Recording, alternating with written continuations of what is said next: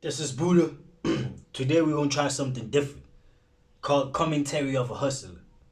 And this will be adding commentary to videos of people speaking about business or hustle industry, making money, wealth creation, saving, investments.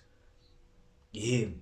Y'all know I don't like long intros, so let's get to it. We'll be adding commentary towards Vusi thembekwayo's video between Pick and Pay and Shoprite. The battle of the giants between the grocery stores. It's gonna be a food fight. I hope you're ready for it. Let's get to it. So I started asking the question, if I were to come and spend some time with yourselves, and I could use a relatable industry example that is close enough to you that you would understand it, but not so close that I would be in breach of some of One thing I realized about Vusi thembekwayo, VT, yeah, his orating skills are so apart. Like the way he articulates himself and make sure you gain interest in something that he's about to speak about. Just the way he, how do I put this? How he manipulates his voice, you know what I mean? To make sure that he commands your attention instead of asking for it. Because if a person asks for your attention, you're not gonna have a long attention spent towards that person. But when they command it, you are there listening to what they say. the conversations you'd be having. What kind of examples would you use? And then I looked at some of the work we do in our research firm, and I thought what I'm about to share with you is something you might find some value in. So circa 2017, 2018, when we were publishing our first book, The Magna Carta, having just finished that research, we had started with an original piece of thesis, and it's the thesis I want to leave with yourselves here today. Here was the question. If you took two companies operating in the same market, selling the same products to the same customers, hiring people that went to the same schools, buying from the same suppliers, and pricing the same ways, and you looked at them over a period of time, is it possible one would outcompete the other? And if it is, why? We did this analysis across all kinds of industries. So for instance, Well, let's think about it. The same market, they operate the same way, selling the same products. I do believe, you know what I mean? There's always that in business. There's always that company that's always gonna have leverage somehow, you know. got to spend time with the leadership team at Clicks and compared them with Dischem, got to spend time with Ivan Salzman, the founder of Dischem, and his leadership team. We did a similar same sort of research in banking and financial services and insurance, in agriculture. But the best part is what I want to share with you here today, because we then did the same sort of research in the retail business. We did wholesale as well, but we looked at retail. And we compared companies that all of you here know well, Pick and Pay and ShopRite. And what we wanted to understand was the following. Is it possible one out South African joke, you know, they always okay, they say Pick and Pay is no longer gonna be existed. It's gonna fall under Boxer, yeah. But in South Africa there's this joke where we say you know where you are just by where you shop, you know. Obviously in the Kasi where I live you're gonna find ShopRite. There's a whole lot of you save ShopRite. In the suburbs you're gonna find the Pick and Pay. You feel me? competes the other, and if it is, why? Think about it this way. Pick and Pay and ShopRite kind of both buy from the same suppliers. They go to Angloval Industries, AVI, they go to Tiger, they go to Premier. They go to the same suppliers and buy the same products. They have a similar distribution model. Pick and Pay was later to go with the DC, but a very similar distribution model. They buy technology from the same customers and the same suppliers. If you go to the SAP conference, what's called Sapila, I've had the privilege of speaking there twice. Both Pick and Pay and ShopRite have their core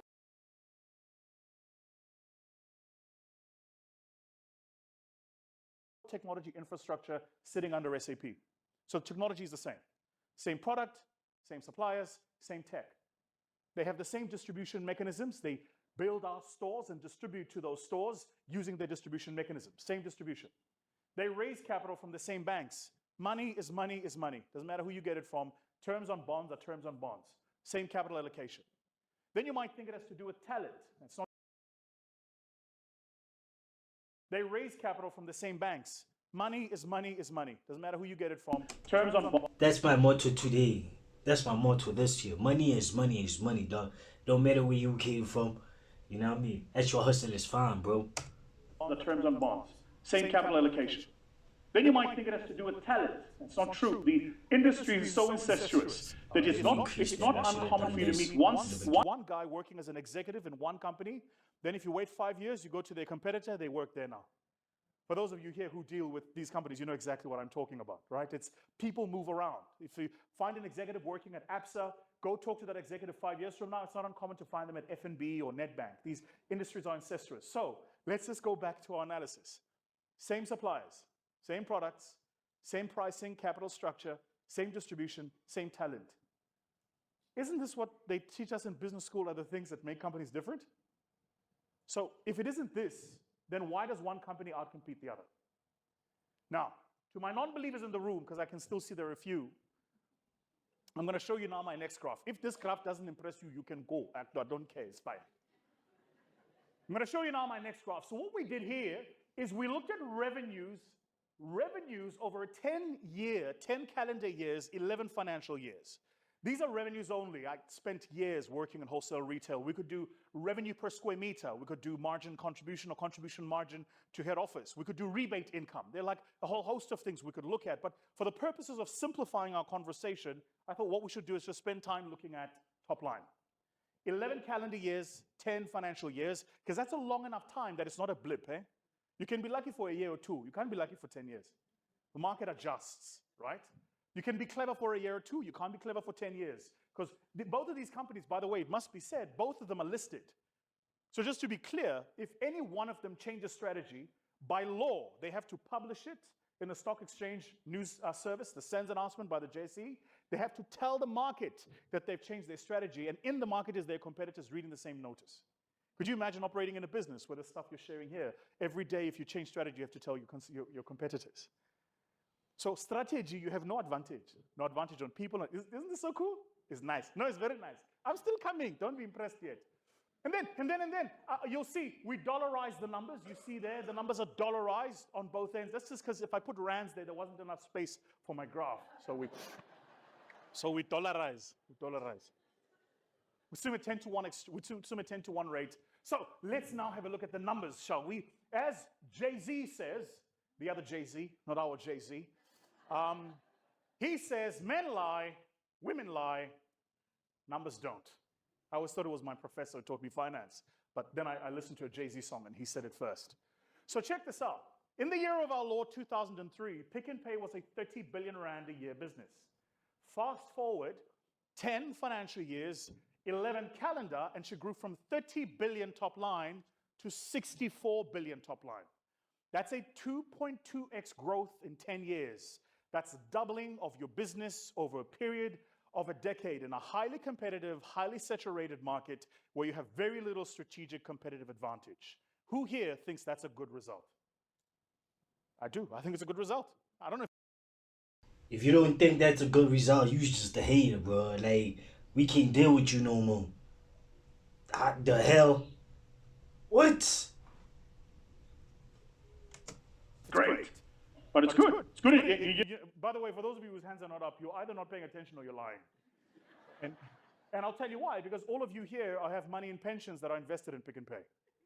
So you better be happy with the performance. Because over that period of time, you did. Over that period of time, you would have paid out the executive team and great bonuses, the board. Compare it. Let's look at ShopRite. Not too far from here at Brackenfell. Same time, 2003, ShopRite does 29 billion. Compare it.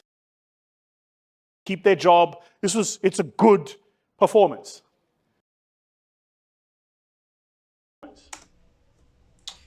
Anyway, I'm using a cheap screen recorder, so I had to cut it up, chop it up, y'all know. Excuse me. But now let's compare it. Anyway, let's get back to Let's look at ShopRite. But now not too far from here at Brackenfell. Same time, 2003, ShopRite does 29 billion. Said differently, in 2003, Pick n Pay was R1 billion larger than ShopRite. But we don't think $1 billion is a lot of money, but let me put it this way, the average year has 52 weeks in it. So if your business is R1 billion larger than your competition, that means you make 20 million more than your competition every week. every trading week. 20 million, eh? And by the way, you got to remember, you guys work in the supply chain of these businesses, but you got to remember that for a lot of food retailers, they make 3% gross margin. When I was working at Metro, that was our gross margin on food. 3% gross margin on food, 8% gross margin on gen merch. You earn 11% rebate on food and about 7% rebate on gen merch. So 3% gross margin, as you know, means that a customer walks into the shop with a little trolley, they buy stuff for 100 Rand.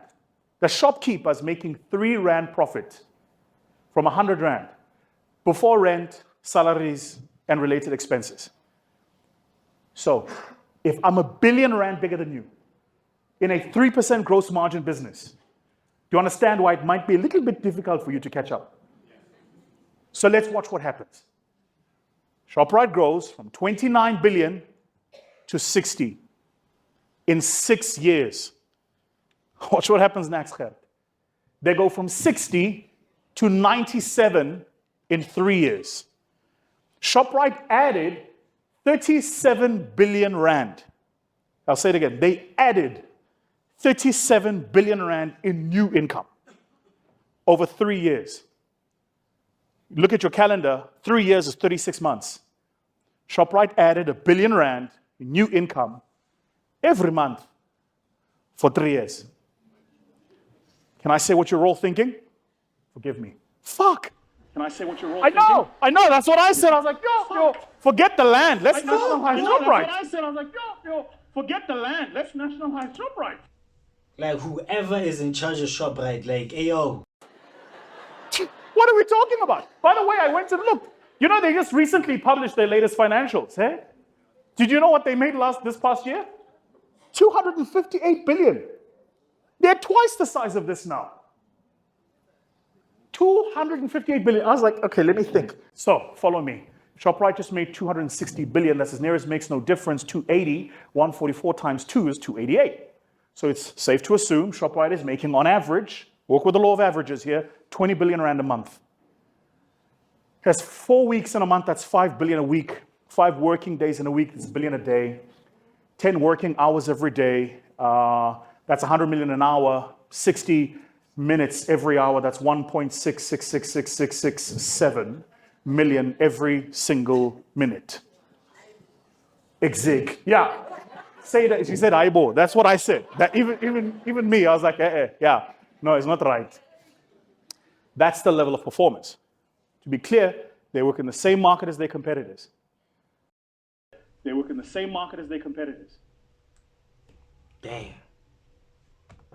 Damn. So,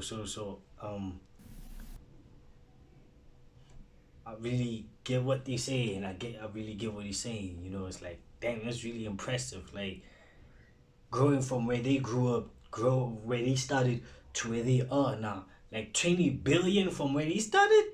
Yeah, they were in a position where they couldn't compete with Pick and Pay, but they outsmarted, outmaneuvered, and outcompeted, outworked, outperformed Pick and Pay, giving them the same strategies, buying from the same place. That is business.